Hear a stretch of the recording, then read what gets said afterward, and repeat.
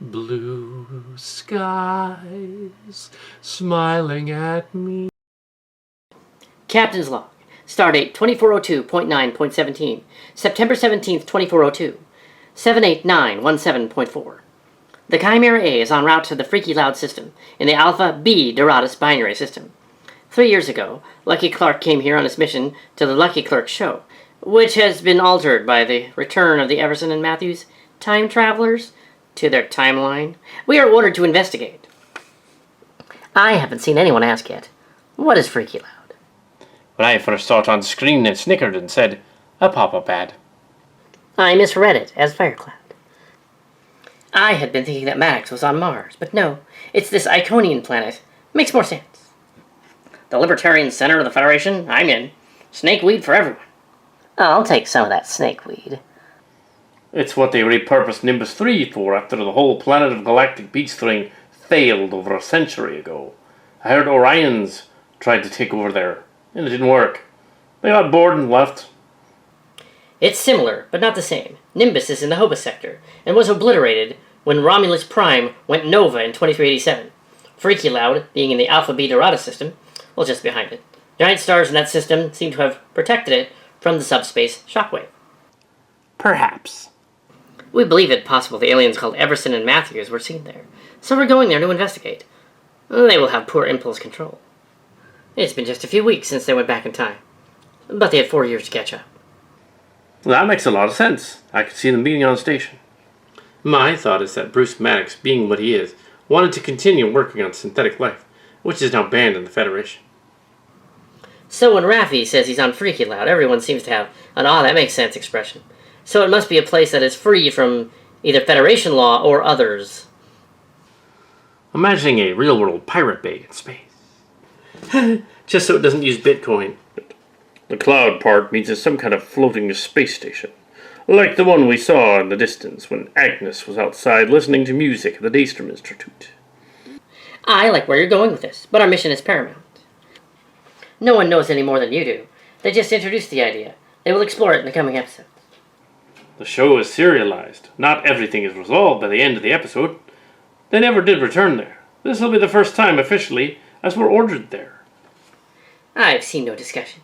No speculation about it. Figured I'd get it going. Sounds like a space station or habitat, with Ferengi by the sound of it. Space station, probably. The Ferengi don't do free, though. Yeah, it's what Deep Space Nine goes by now, and it's actually Freak Cloud, the most popular holo ordered at the holosuites.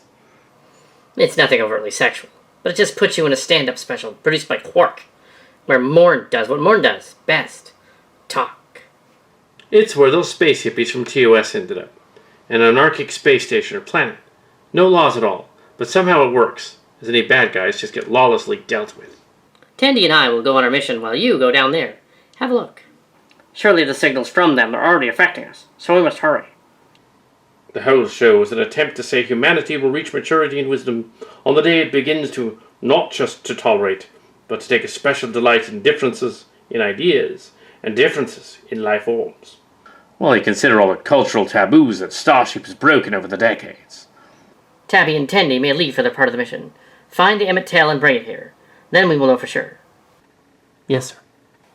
I've been a Starship fan for over 30 years, and I can just say, I love Starship Lucky Clerks. It isn't perfect, but boy is it better than I expected. I knew there's a contingent of naysayers here. That's fine. People are entitled to their opinion. The moral quandary at the center of the show is also interesting, and I've taken the time to show both sides. I really appreciate that nuance. Also the fact that the Romulans are diverse and we're being shown not just a planet of funny hats. I love it. I'm rooting for you. Met a certain Starfleet captain yesterday. To me, the Ferengi are the Jar Jar Binkses of Starship. Wow. I didn't think I'd ever shed a tear for a Starship episode until now.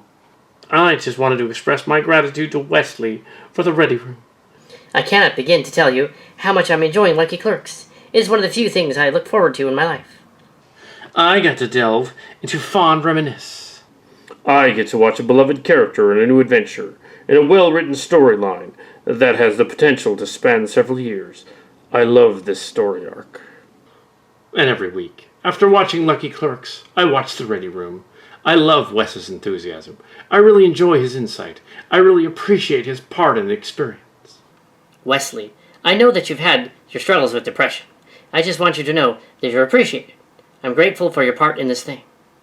Live long and prosper, Wes. You've enriched my life, and I'm grateful for it. We've had lots of episodes in Trek where someone goes off violating orders and saving the day, but in most of the other cases, they knew what they were doing the whole time.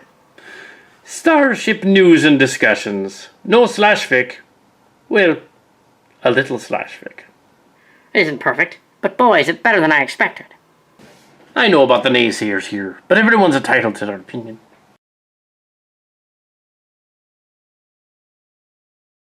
I am Guinan. You met a version of me months ago.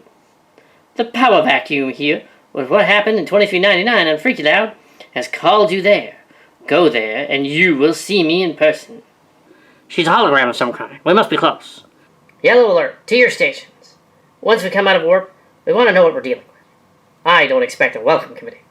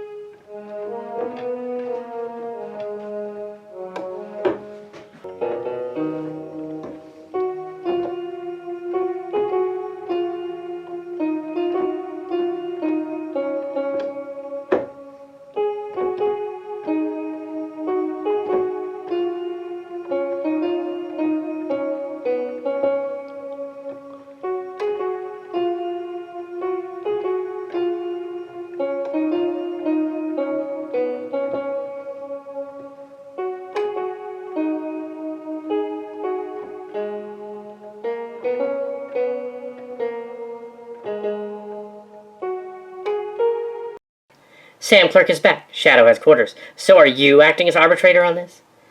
The planet doesn't have a ruling council, so no. Nor will they have any jurisdiction.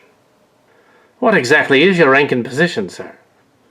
Same as you, really. Engineering, mostly sciences, and computers. Retired since 2385. He was forced into it after the Mars fleet got fracked. Yep. They're using Orion-style techniques to mine subspace and normal space, littering them with spam, Captain. Mind control is not supposed to be possible. It's not a virus. It does seem to be affecting the crew, though, making us relive episodes of a show called Lucky Clerks. We can't help it. And we need to get out of here.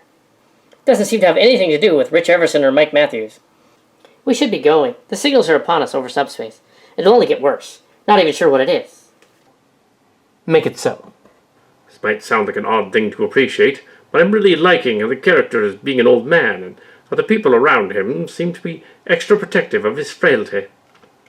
I was not there during these events, but the season-long binge watch coming here didn't last long, and I'm caught up. Like when the Romulan shoved a sword into his hand. There was no pretense or sudden surprise stamina from Lucky Clerks. Everyone, including Lucky Clerks, knew that he was too old for such things, and it was a cruel death sentence. They are treating him like borderline dementia Lucky Clerks from the season finale. I think it's kind of the point. People around him are bound to be uncertain or have doubts about his sanity, because, he's an old dude who has a degenerative mental disease. I get that it's sad, but I also feel like it's meant to be that way, and it would be weird otherwise, especially considering his history and how old he is. Just like in real life, people are going to be protective of someone his age, especially considering what he wants to do and what his mission is. Plus, his brain memories are 2 times above average human age due to that one probe incident during TNG. Dude's lived a long life, but why are we reliving it? We should go now, before it affects us. It was established that he was very well could be borderline dementia Lucky Clerks, but according to the stories, which is later neglected in a silly way, that's why we're here. It's been changed somehow. As for everyone treating him like an old man, well, Lucky Clerks is an old man. Lucky Clerks is 92 as of 2399. It'll only make sense for everyone else to be treating him like an old man. The alternative is having him obviously 2 old guys doing ridiculous stunts that can only be achieved by filming from behind and using a ridiculous series of smash cuts. It's a little annoying, and I don't know why. Maybe you watch too many RL interviews. That is exactly my issue. I cannot believe Lucky Clerks mellowed. Too accepting, easygoing, and choking. He's too casual for Lucky Clerks, but I can't imagine him having other modes besides stolid. I agree. Makes the show really tense at times. Are you telling me you don't want Lucky Clerks action hero? I was seriously worried the show would be like that. I'm liking it as well. Lucky Clerks was never an action hero. Lucky Clerks was never an action hero. I blame his experience with the Nexus. I am not a huge fan of most of the decisions they're making, but to see Lucky Clerks act his age is a welcome show of understanding. I like this too. In the Cillian version, I was there when he shuttled those Romulans in the chateau. He did, but I think it was believable. One good one, but his stamina wouldn't be able to tolerate much more than that. The scene at his chateau was a little scary with him getting thrown and knocked into the desk, but again, him using a phaser on 1 or 2 of the Romulans made sense, and since I played one of the helpers, cool for that. I'm enjoying it thus far. It's a good show, but I miss the episodic lives of the Starship crew, beaming the focus for show. Just hoping the series is standalone episodes, and not a series-long storyline again. I don't mind a series-long goal. Tabby, Tandy, you two should go first. Then we will assemble a team and go there and give them a breakdown of the show they're forcing us to relive. Yes, Captain. Good luck. Yeah, that's what I think is missing now. Some more crew-centric episodes that feel a bit more, personal. A lot of the recent Trek is far too large-scale. I miss the episodes about people, which made the crew really feel like family. Yuck. Put together an away team. Cito and the usual suspects. I can. Should we prepare local clothing for us to wear? Nah, that's silly. It's not like we'd stick out in space, Las Vegas. It's more like Morocco, Captain. Cito, Astor, Rishenko, Molly, and Miral prepare to go down there.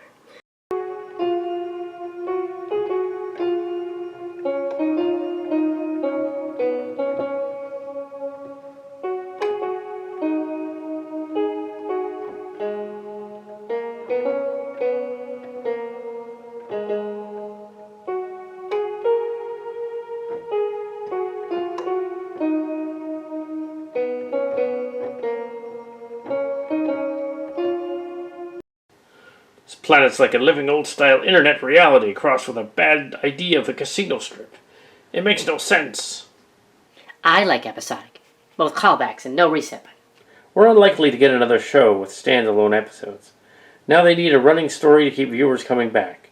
People will binge watch a show on a streaming service when they want to know what happens next. The old show is episodic, but there's usually bigger arcs at play in the overall story. So, we have a few examples of it working well. But I would like to see that from the potential Pike show, to be honest. Many episodes had a self-contained storyline, still contributing to the overreaching narrative of the story. But why are we discussing shows when we're in one, in our own fanfic? Hard disagree. Standalone episodes still can work. There is a shifting political landscape that they establish, and partway through the second season, they shake up the status quo. I hope you're right, and we see a Starship series like this. We have two acquaintances here. The Everson and the Matthews clones, Rich and Mike, who have come here at Freaky Loud to change their destinies. If I were you, I wouldn't let that happen. You don't suppose? They're just cribbing our ideas. It's all you're doing. Somehow you changed all this to the new series merely copies our stuff and is mindless nonsense. Take this planet, please. We're surprised that you happen to come here. But now that you have, let's chat. Well, I'm not holding my breath. I know I'm tired of all that long-form stuff, especially in Trek. There's something to be said for being able to tell a full story in one episode. Some of these long-form shows seem to use it as a crutch, to draw things out unnecessarily. It just seems lazy. I don't really mind the show being what it is now, since, after all, the series and films already did the episodic stuff. Lucky Clerks going back to him as an admiral and dragging him out of retirement for ordinary crap on an ordinary ship wouldn't make sense anymore. There's got to be some big thing going on for Lucky Clerks to want to get personally invested again, so I feel like the ongoing arc and high stakes of the series is fitting. The threats he deals with are things like responsible ethics and diplomacy on the threats of wars instead of universe-destroying super AIs. I'm happy with Trek being a big enough universe that we can make all sorts of different type shows.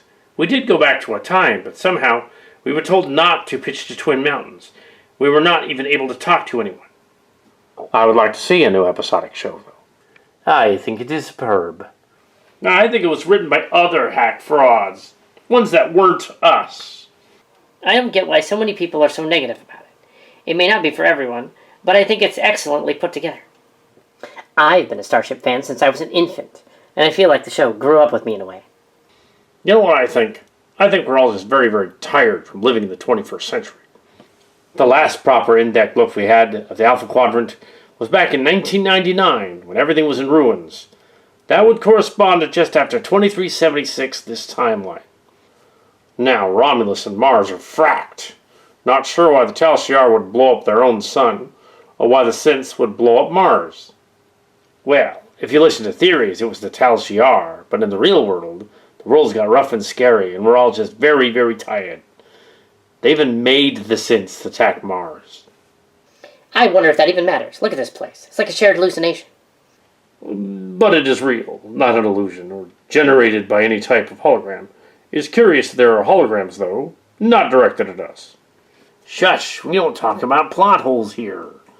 And I think some people just wanted a show that gave us a sleek, comfortable Enterprise F, enjoying memorable, self-contained adventures in space, with simple morality, optimism, and no real consequences, like it's 1987 all over again.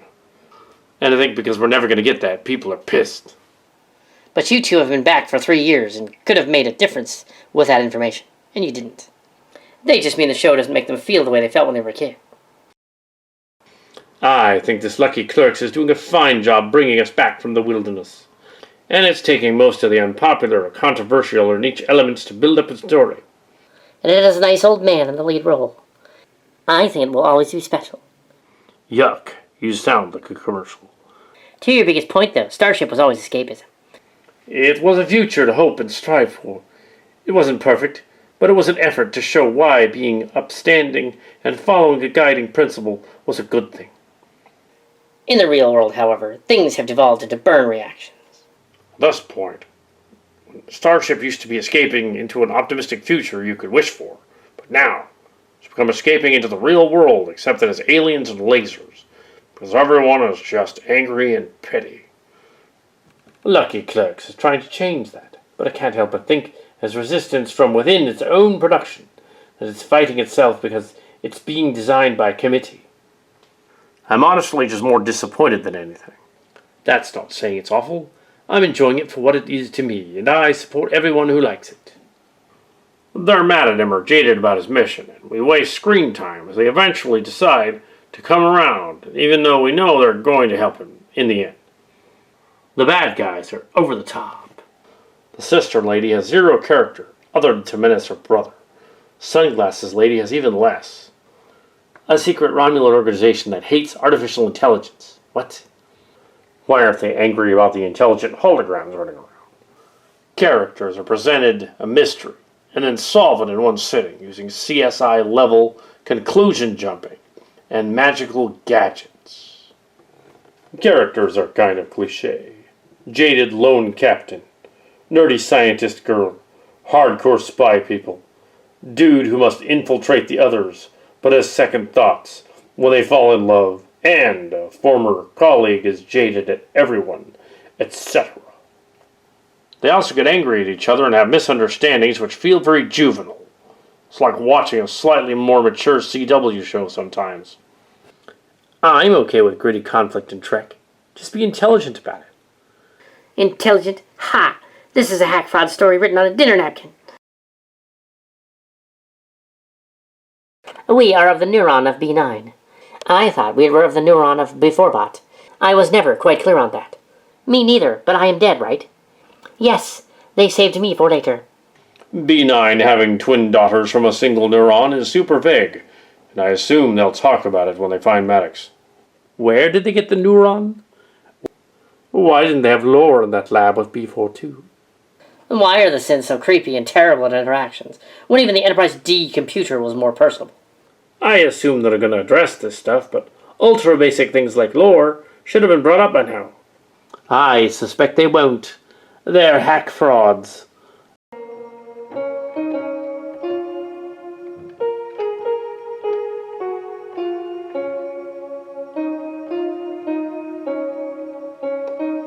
Greetings, everyone. I am Quark. Romulan Empire was huge, and the Federation is enormous. We know of you. You're Worf's boy. Ha, very good. Nog's around here someplace. But I am here to talk about the fleet. It was expensive. They had enough ships between the two to evacuate 2 planets. They just forgot after the one planet was attacked. Why did they build a huge fleet, park it on Mars, and then decide to abandon the Romulans only after a completely unrelated attack by the robot workers? The Romulan Empire could have survived losing the home planets, but is treated like they only had the one star system. Much of the references to TNG era stuff have been fleeting callbacks, rather than something that feels like an organic evolution of what we've seen before.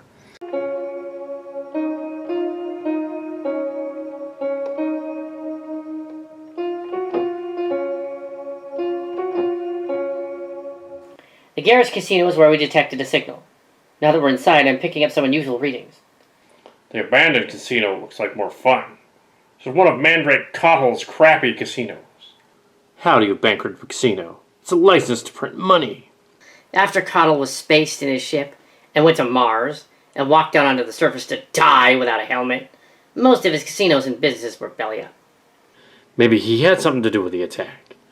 No, he was too obsessed with stealing elections to consider causing actual terrorism. It's more likely he was a Tal Shiar, as one of you mentioned. I blew up in front of Lucky Clerks, but it's not so unusual for me to blow up, given my past as a Cillian. Lucky Clerks gets blown up on a roof, and the authorities return him home because there's nothing weird about that. Nobody thought that was weird. And we just walked out of there like nothing happened. Later, Lucky Clerks gets ambushed and gets a literal stack of dead motorcycle gang Romulans in his house, but doesn't tell anyone about this because the entire Federation Starfleet are so corrupt nobody can be trusted. The Federation is ridiculously huge. There's no one in authority in the entire government that can help you at all. Seems silly even if he's regenerated afterward, or never died somehow.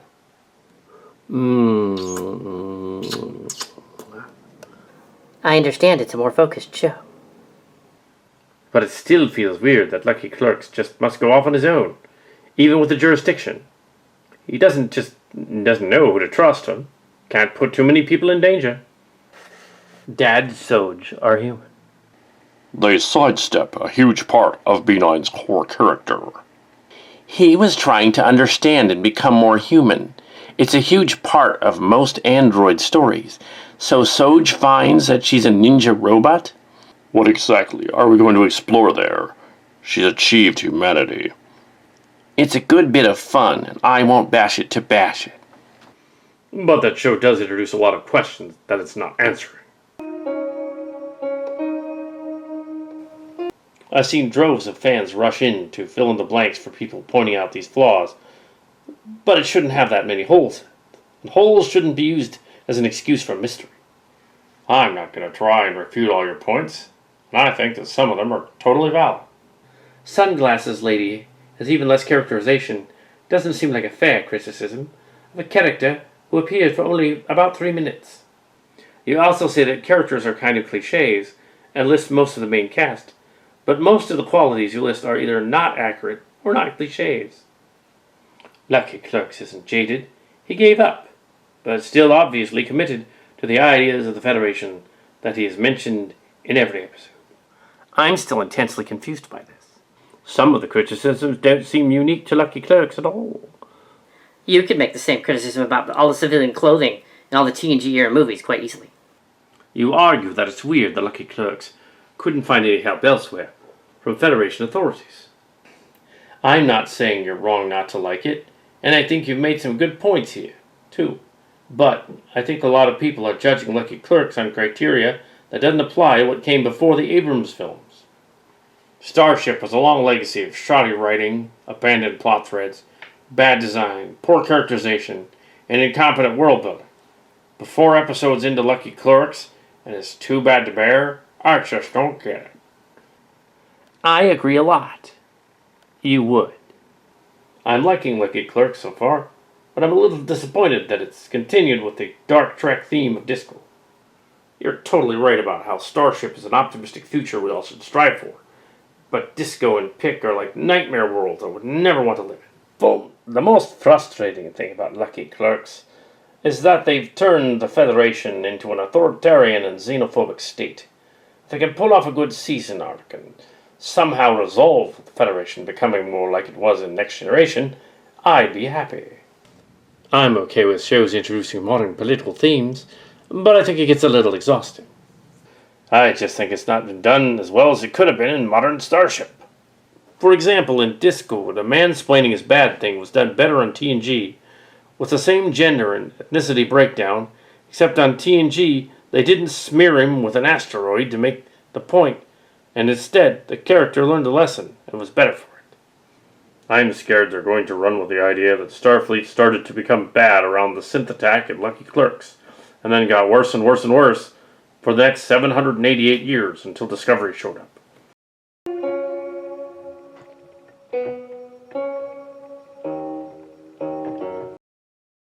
Hey, what are you doing here? It's a casino and I don't run it, so I came here to hedge my bets. The tell is coming back for me, I take it. Do not tell the management we were here. Oh no, I wouldn't do that.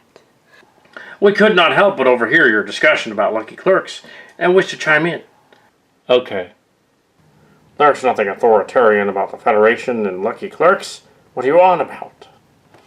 Part of the problem seems to be that some viewers failed to appreciate how authoritarian Starfleet always was. We should be talking about the Federation, but we have to say Starfleet because Starfleet is way more powerful than it should be. As evidenced by the Admiral taking it personally that Lucky Clerks publicly criticized Starfleet. She was making a political argument with the consideration the Romulans were our enemies. Why is that even Starfleet's purview? Even the characters are confused about the distinction, although it was more subtle before. Anyway, I don't see anything in Lucky Clerks that's hugely at odds with what came before. I love it. I love the slow pace. The only thing I don't like is that the society, and especially the Federation, is becoming more and more the United States in space, and less the semi-socialist utopia it used to be. Wasn't it already, though? It's made for the Cillians in the U.S., so it's not a stretch to have the politics reflect it. Partly why we couldn't alter the past by pitching. Didn't work. I'm waiting until the end of the season to make my judgments. The Federation isn't perfect, and this has been shown in previous series. I never bought the idea of the Federation being a utopia. There's tons of evidence to the contrary. I'm a fan as well, and I don't really care if other people here like it or not. Yeah, not everyone is going to like any show or any piece of entertainment, no matter how widely liked it is. Just the nature of things. I just wish a few more people were more constructive about it.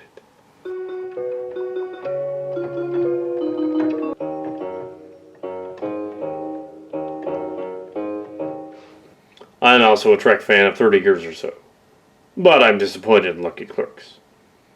Hopefully, people are allowed to have critical views here and not get downvoted to oblivion for it. I'm still going to watch it all the way through, because it's Starship, but I'm not sure we'll ever see DS9 quality Trek again, and that makes me sad.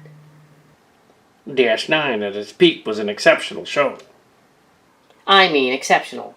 As good as DS9 is a high bar to hit. Also, Lucky Clerks runs for 4 episodes. Loved it. I didn't find it slow in the slightest. I feel myself engrossed and intrigued by the mystery plot. It also looks wonderful and has given me a couple of new, unexpected character favorites in Laris and Commodore O. I've been a fan for years.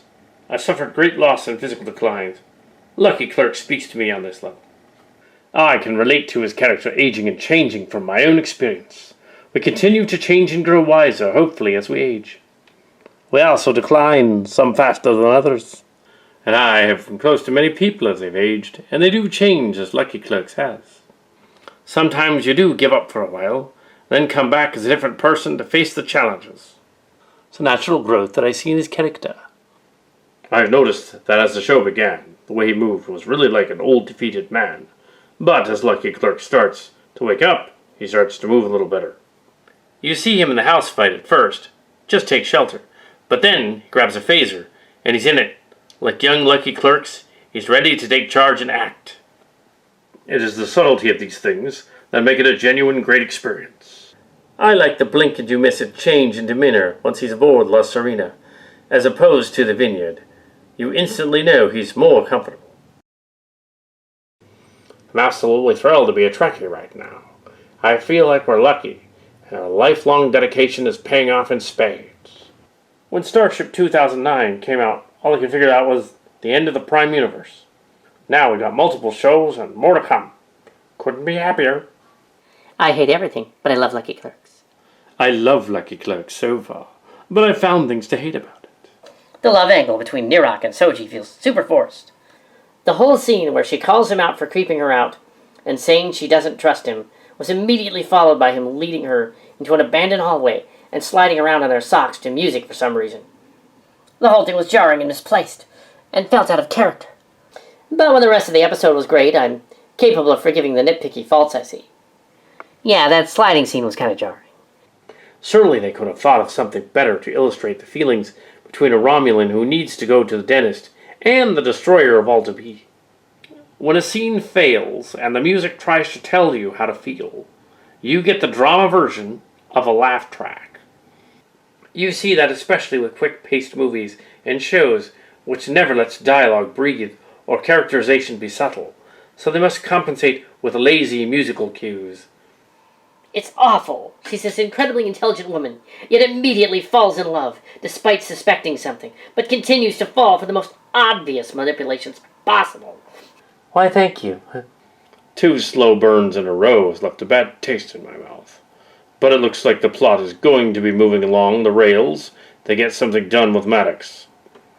If the next episode ends with them only locating the guy after 40 minutes of gunfights and planning at the casino, I'm going to be really discouraged. I'm surprised at how many people are okay with the depiction of Lucky Clerks. It comes across as very stupid and stamping on a Romulan's only sign, thinking he would be recommissioned by a woman who despises him a week after he trashed her organization for billions, blindly following a young woman with 0 combat experience to the top of a roof rather than come up with a non-stupid escape plan.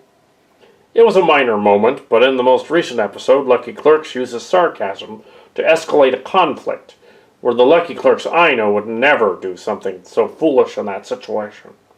This was the master diplomat of the Federation. His entire shtick is talking through problems and being focused on solutions. Heck, what is it with Lucky Clerks loving a child?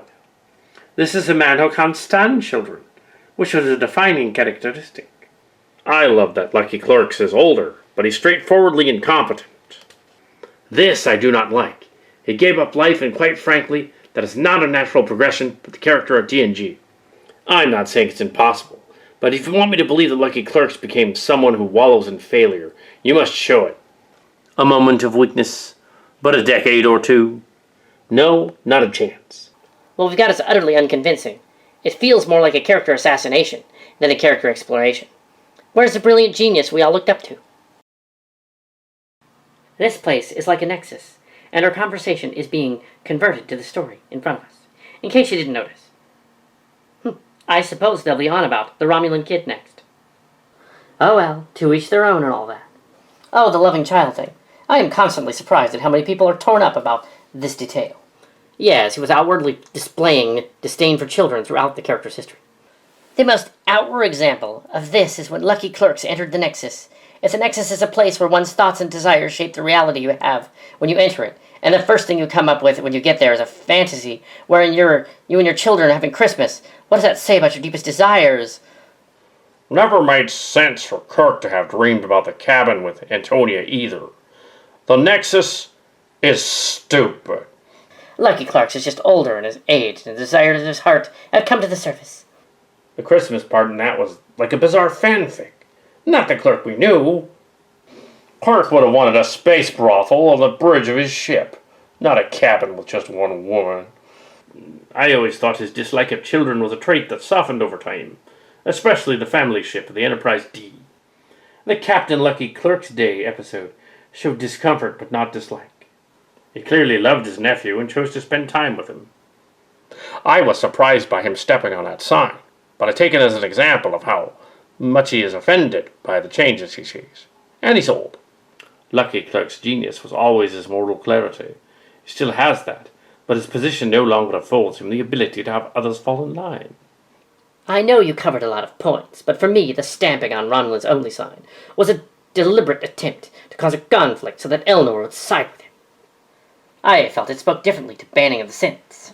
Romulan's only is the equivalent of no synths allowed in his mind, systematically excluding others for being different. Lucky Clerks was always about respecting all life, and this goes directly against that. I had a similar takeaway. These people are segregating themselves from humans as a direct result of his failure to protect them. He would absolutely be upset. It challenges his way of thinking. That makes Lucky Clerks extremely manipulative to the extent of sociopathy. Not the Lucky Clerks I remember. I think the fact that Lucky Clerks said he just had to have the detour implies his relationship was genuine. Along with getting a kid gifts, reading to them, and teaching fencing, why would he have pretended? It was always clear that Lucky Clerks avoided children as much as possible. He could have done that here. All TNG said that the Lucky Clerks was uncomfortable with children and with showing emotions overall. Nothing more. That doesn't mean he can't open up to one. I can relate to this because 10 to 15 years ago, I couldn't stand children. Now, I don't mind them. People change with age in more ways than you could imagine. Yes, now Lucky Clerk shows anger. Yes, he's not the same anymore. But he had 14 years to live and wallow and resent after being sidelined.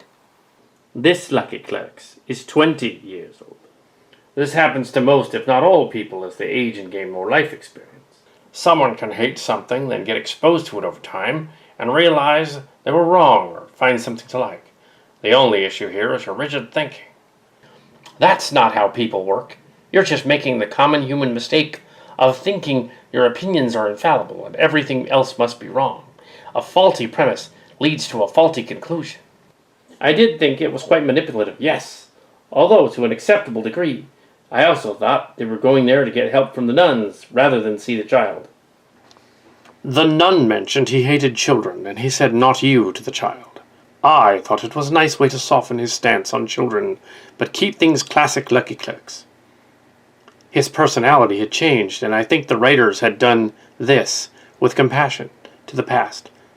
Understand if you find it jarring.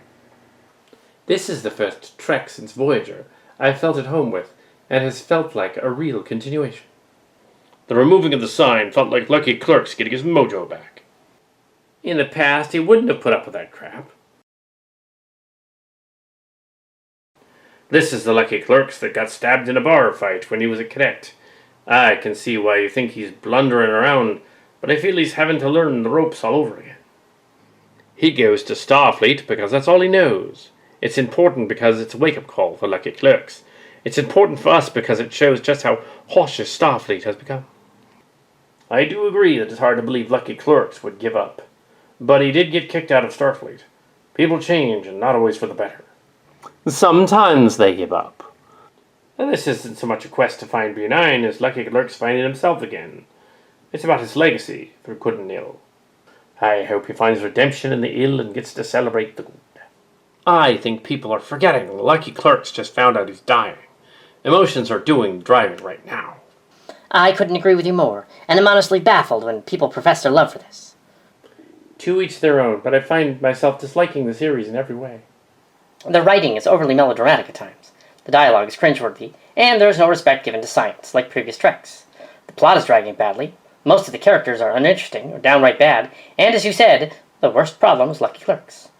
When the title is Lucky Clerks, and he comes across as bumbling, inept, and nothing like Lucky Clerks, that's a big problem. With all that Lucky Clerks went through, it's not surprising he would become a bit defeated. Also, he overcame his dislike of children during the run of TNG. The very fact that Lucky Clerks went through so many things is what makes it utterly unbelievable that he would give up. He gets tortured and carries on with his duties. If one wishes to say he gives up, then he needs to give an extremely good reason. You cannot make him give up off-screen. It goes against who he is entirely. As for him beginning to like children, when did that happen? But I suppose, yes, you could see that as a softening by the end. I still think we need a better explanation than what was given. It goes against what he was entirely. Not necessarily. People change, and not always for the better. The fact that Lucky Clerks does give in, give up, and move on based on his traumas and experiences makes sense to me. No one, not even Lucky Clerks, has infinite strength and will. Given his age and everything else that happened to him, when he was forced into retirement, it fits. His life was Starfleet and defense of the Federation. That was taken from him, and his ability to help the people he has sworn to help, despite them being the Federation's enemy. He withdrew. His options were limited, harshly. For one of the first times in his life, that had to sting.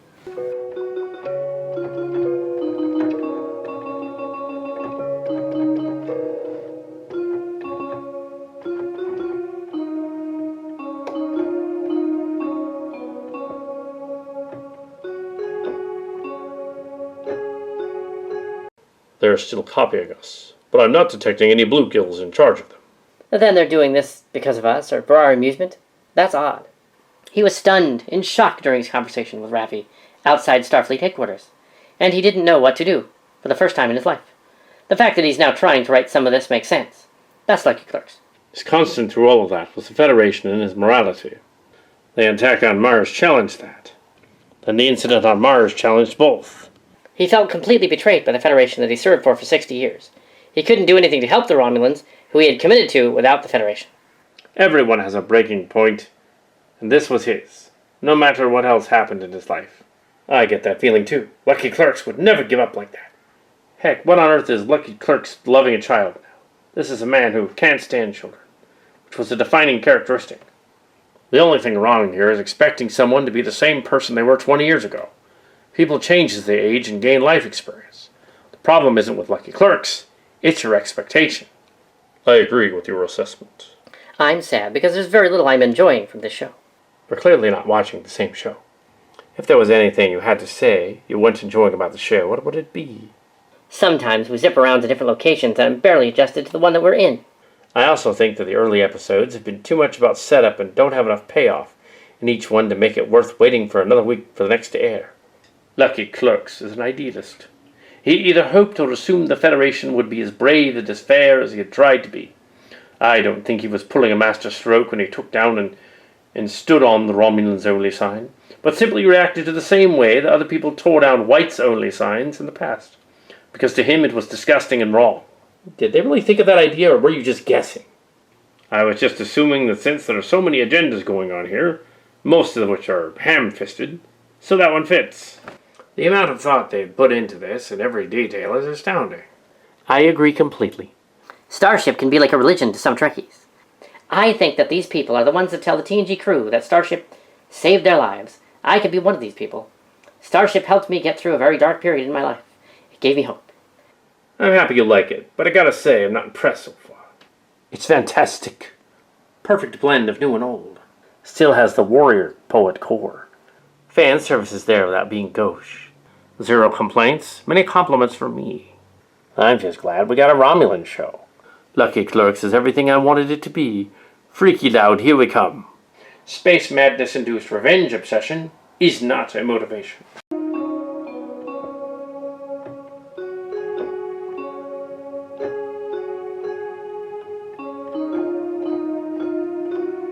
There's just a ton of fantastic variety in the Romulans and Lucky Clerks.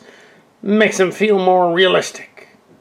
I miss the old episodic Starship, the kind where each episode stands alone and poses an ethical question about humanity. I'm not saying I disliked Starship Disco or Lucky Clerks. I'm only saying I want some of the old philosophical Starship back. People like to ignore the fact that TNG was new, it was bad. We're talking 8 of the first 52 episodes are solid, and the rest are tough to take. So far, I'm really enjoying Lucky Clerks, much more so than Discovery. I've been watching Starship since I was a child. I love it. I love Lucky Clerks and Disco because it seems more realistic. I've been watching Starship all my life. I love Lucky Clerks and I love Disco. I didn't have a chance to, since my character was killed in the first couple stories. And it was weird. Not as weird as a Romulan boyfriend who I never figure out is a manipulative jerkosaurus. Well, I was just created 3 years earlier, but even so. My only issue is the unnecessary cursing, but apart from that, I love it. It has some mature writing. Fans of the show keep on complaining about it not being set in space enough, but I appreciate it as a nice character study.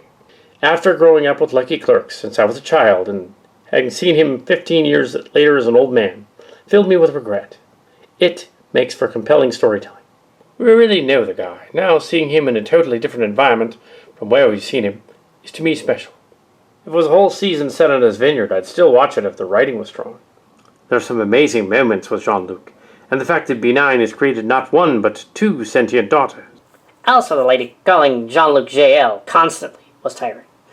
The quirky doctor and Irish EMH are just hard-to-like, annoying characters. Absolutely feel blessed to enjoy the show with the community. I agree. I love it. It has several complaints that Deep Space Nine had back in the day. Now, years later, people look back and think it was the most brilliant Starship series. I don't particularly like Next Gen, but I watched it. I always enjoyed the characters, just thought the episodes themselves weren't always great. Anyway, I love Lucky Clerks. Same with Disco. Both managed to be Trek, but not be lame. Well done. Yesterday, I started crying when 7 of 9 was transported on board. Truly loved the Lucky Clerks series. I love everything about it. My partner and I have a shared love of Starship, and have watched every episode 2 or 3 times. Not a moment of disappointment. It's been slow, and it hasn't left me hungry for more. I don't really care what happens next to Lucky Clerks, The Destroyer, any of it. I share pretty much your entire opinion. Same here, my friend. Let's enjoy every minute of it. This is the show of my dreams, and I feel like I've been watching. Still very much on the fence with this series. But Romulan Legolas is not doing it any favors. He's okay, but I could do without their incest vibe from the Romulan sibling. I honestly would have preferred if they'd kept the TNG look. Developing their culture is good and all, but the classic TNG-looking ones are sidelined so much that it stands out when you see 1 or 2 of them in a crowd of new Romulans. Like they were included as an obligation, but the showrunners really didn't like them, and so are using them as little as possible. I've been a fan for years as well, and TBH just doesn't feel like Trek to me. Just a regular show with Trek undertone. I guess that's fine. The behavior of humanity in modern Trek for Abrams onward is just so normal contemporary human to me. Feels like humanity has devolved. I gotta say though, episode 4 was my favorite so far. I think because it got as close as we're gonna get to a conclusion within an episode of Lucky Clerks reuniting with the nuns and his favorite little boy. Even though it ended on a cliffhanger, it felt like some substance, finally. I hate plot trickle. Great point. This is how serialized Trek should be. This was a story with an end, but there was still the series arc present. Does anyone notice dialectical behavioral therapeutic concepts in Lucky Clerks? Like being comfortable with conflicting emotions. I suppose any good show or book has that. So much as life is being able to deal with conflicting emotions. Oh, I don't know about that. Oh, I don't know about that. I don't know about that. I don't know about that. I don't know about that. I do agree that the Romulans are presented with more diversity and nuance than the typical alien of the week on Starship. That's cool. And I'm glad you're having a good time watching. I think we can all share our perspective without getting downvoted and yelled at. We're all going to have different takes. I'm glad we can have discussions about multiple Trek universes. Me, I'm still reserving judgment of Lucky Clerks, though I do like it much more than Disco. Right now, the dark, deep state version of the Federation is too cynical for me. I don't mind being hit over the head with contemporary commentary, but I guess I long for a show where the good guys are, well, just good, and there's a vision of the future that isn't populated by bigots and histrionic liars masquerading as good people. Old school Starship could engage in moral and philosophical commentary in its day, but still represent the Federation as a role model for humanistic principles. I guess the message of Lucky Clerks and Discovery now is that major institutions can't be trusted. People scream or kick each other off balcony more than talk, and only individuals who are genuinely obsessed with their own emotional turmoil can save us. I'm holding out to see what Lucky Clerks does, but the themes of New Trek aren't quite as engaging to me right now. I was watching a different franchise, but since TOS, I always thought the Federation leadership was a bit goonish, with high ideals and some idealistic heroes. Seriously, how many admirals have we seen on screen and thought, yeah, that person embodies the ideals of the Federation? But at the same time, I also think Trek was never really as you present it. The Federation was never perfect. It strives forward in its ideals, but it has been known to falter, and this is where our heroes step in. Yes, ironically, I really like DS9 a lot. It's been a challenge for me to reconcile. But we were talking about Lucky Clerks. And I agree that Trek, and about every series, has had its episodes where the people we presume to be good are duplicitous or fail somehow. Wow, the premise of 100-plus Federation of planets not evacuating Romulus because, well, prejudice, seems to be too far for me, especially if they have seemingly resolved the dispute in the dog of a movie Nemesis. Likewise, the gotcha journalism and presumably secret agents in the Federation at the start irked me a little. I understand that this could be a reference to our own era, in which nations have denied entry to refugees. Clearly the point of it. Past Treks were about overcoming such things as bettering others for it. But I was for making a profit whenever possible. Maybe some of the difference in Deep Space Nine, that the protagonists are still part of the Federation. The drama comes from them crashing against circumstances where their moral and ethical values confront challenges. It's like the good guys are trying to survive in the Wild West. And in the end, they're still committed to realizing the world that Starship is supposed to represent.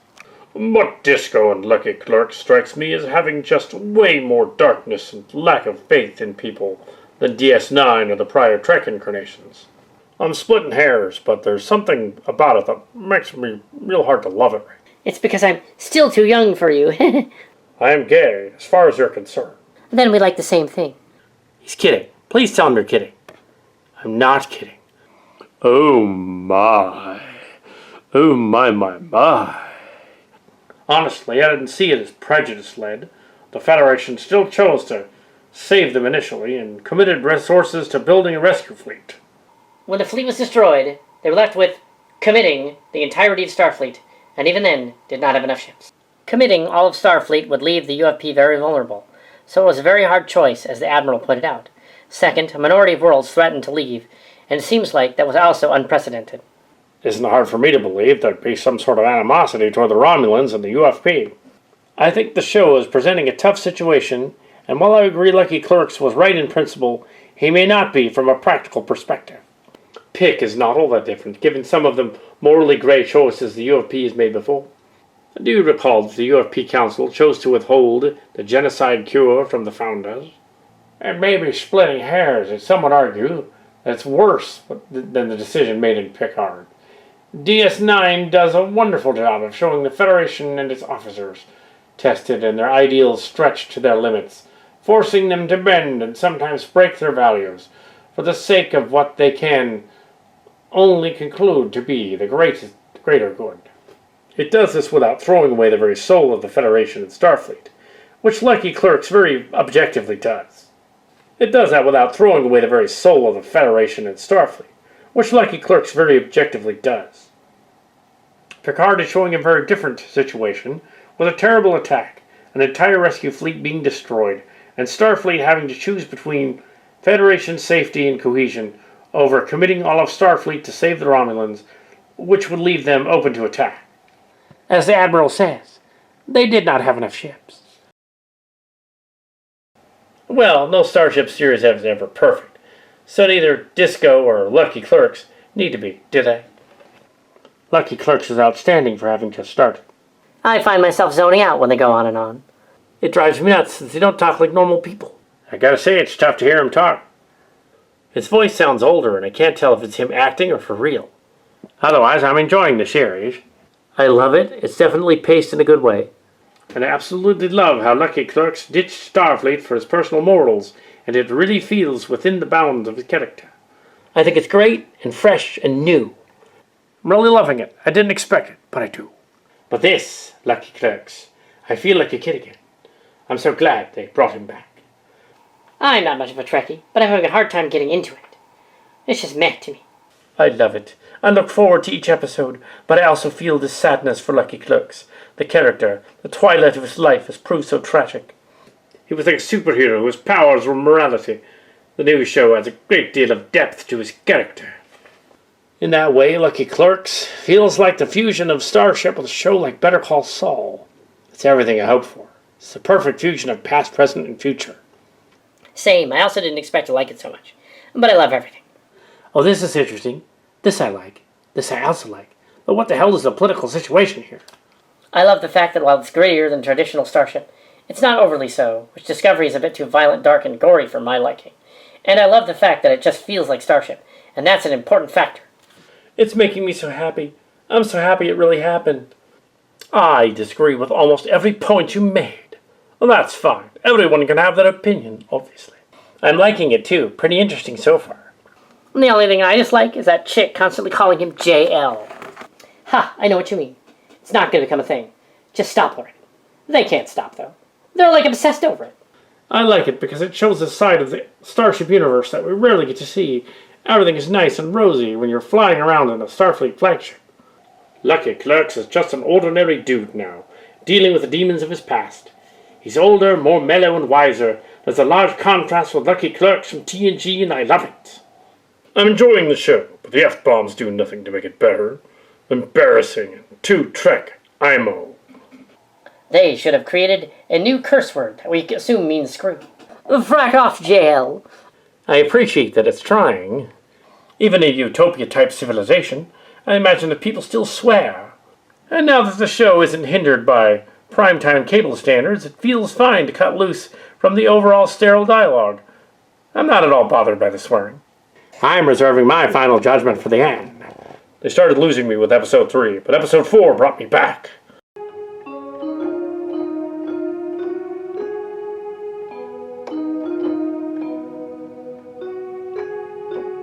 Our away team is trapped under some sort of force field down on the planet. We can't get to them. The Till is here, so we're going to figure this out. The force field is covered in the city. It's unknown what's going on down there. All we have is this weird hollow of Guinan. I would have trapped it, but it's a hologram. Captain Nog is trapped down there with your crew. Tabby's returned from her mission, and there isn't time to send her down there also. Your crew will remain until they discuss the conclusion of the Lucky Clerks saga. Let them go. This is ridiculous. I am programmed to complete the mission, as the Maddox is programmed, to release him also. Maddox was killed here. Suppose he was part of the AI controlling the planet. We need to proceed cautiously. The AI is powerful and could destroy us. It's generating 12th power energy down there. Like V'ger? How is that possible? It's not one of his planets. A planet he visited during his travels, but not one of his directly. Makes sense given the synth band, but only if it's Federation. Maddox contacted V'ger.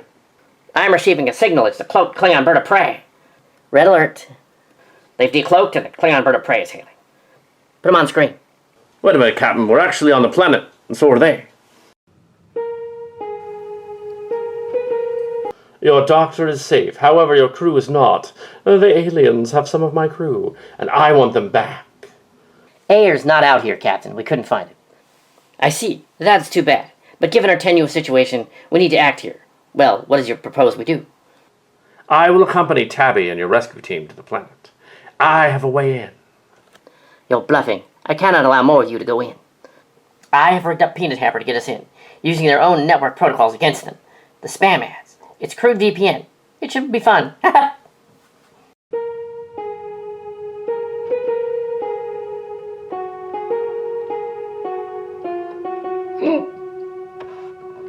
Screwed up because it burnt.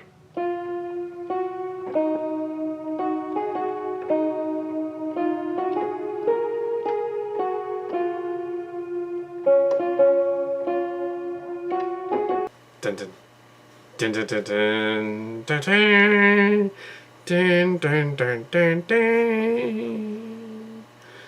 Blue skies smiling at me.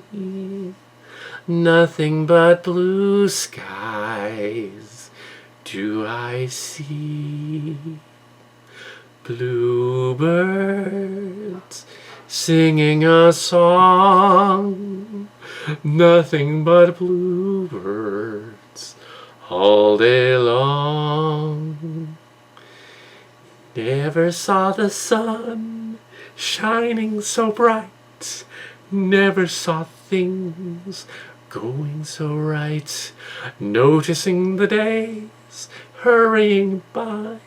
When you're in love, my how they fly. Oh, blue skies, all of them gone. Nothing but blue skies from now on. I never saw the sun shining so bright. Never saw things going so right. Noticing the days hurrying by. When you're in love, my how they fly. Oh, blue skies, all of them gone. Nothing but blue skies from now on. Dun,